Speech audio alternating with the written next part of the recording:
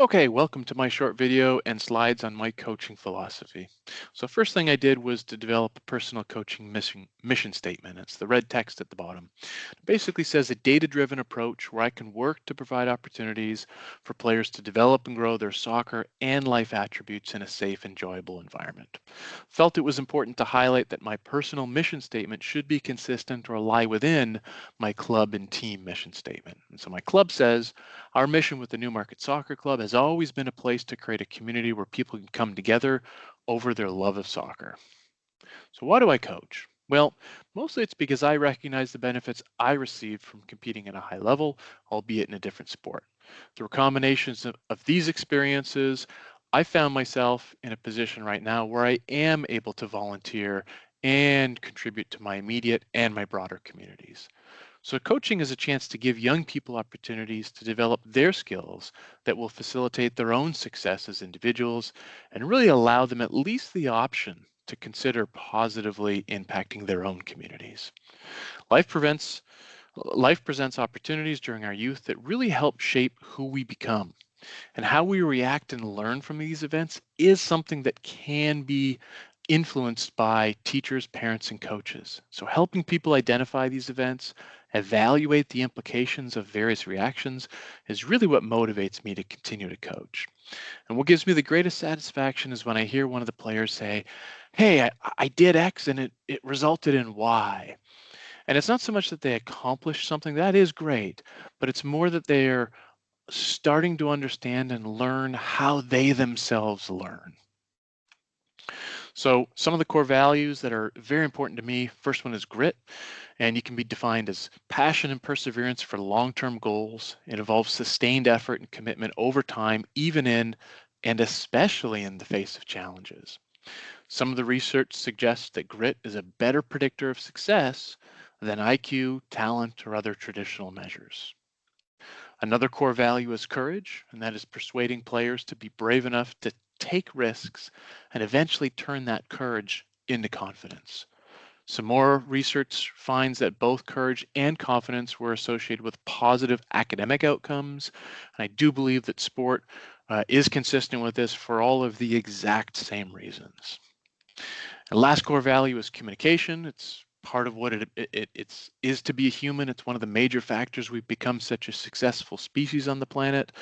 And soccer is really just another opportunity to emphasize the importance of communication and exercise different ways to communicate. Now, the group I coach is 2015 boys, so U10, they're in the Learn to Train category. Pulled together a variety of sources, Wikipedia, Ontario Soccer, Soccer Canada, Sports Engine, that go through some of the characteristics of boys at that age. But I think to summarize it, they're really beginning to be able to make tactical decisions at this age. They're beginning to desire technical improvement, they're beginning to value their own successes, and they're beginning to desire inclusion. So one of the points I felt which was key here is to offer differentiated learning opportunities. That is, designing small-sided games which offers several graduated constraints so that the same game can be played multiple times amongst different groups within the same greater training session. That way, players at a common level will commonly play together. But the idea is to build a library of a large enough library that has a variety of games that focuses on various focal points so that the players can change between groups depending on whatever level for that specific skill that's being focused. Now, during my day job, I'm a computer engineer focusing on data science and analytics. So I put together a little algorithm on how I could best meet the player's needs. And it goes like this: identify the player's strengths and areas of growth by broad categories: technical, tactical, physical, and psychological. Use data to identify examples where they do things well and where they have moments that are opportunities for growth. Design sessions with differentiated learning opportunities take into account both things they do well and those opportunities for growth, and then balance those. Have them do things they do well to build their confidence, and then offer challenges that can help them build their overall development. Provide a positive learning environment where they can take a risk, they can be courageous, they can be creative, and they can try and come up with their own solutions to some of those opportunities. And always give praise, even if it's just attempting something new. Well, continually collect data and iterate.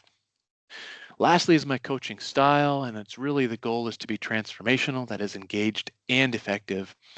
So a few things I've highlighted already. One is gathering data as much as possible, doing the work, interpreting the data. So starting to develop games with graduated constraints, using the data as the guiding light on what to build and what constraints should be there. In my experience through coaching a variety of sports, I've always tried to give positive, encouraging feedback. I've been told multiple times that I'm a coach who cares. I find that giving positive encouragement is a great way to develop trust with the athlete, the player, the student. And once they develop the trust, they're more willing to take risks, to push their courage, and to be really in a safe place where they can enjoy the game and grow as a player. And I think that's it.